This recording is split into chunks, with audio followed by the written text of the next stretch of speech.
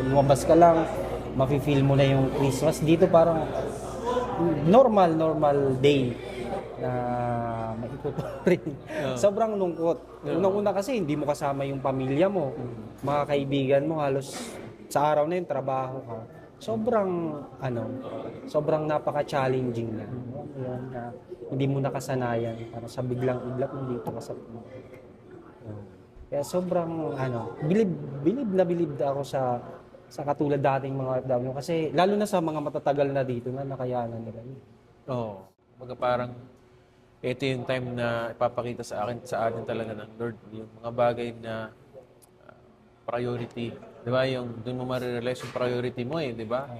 Kumbaga parang earn ka dito sa malayo, pero malayo ka sa pamilya mo. Ano yung realization mo doon? Di ba? No? Buti na lang bro, merong mga social media na ngayon, 'di ba? Anytime pwede ka mag-video call, 'di ba, no?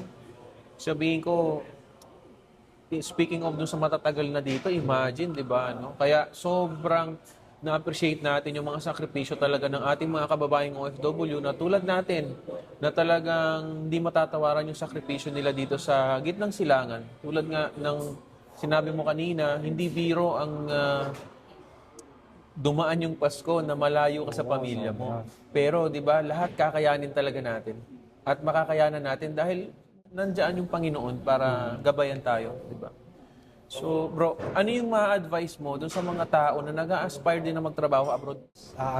Ma-advise ko sa mga gustong mag-abroad o may plano mag-abroad balang araw. In terms naman sa trabaho, mas maganda mag-invest sila sa skills. Sa skills kasi nakikita ko rito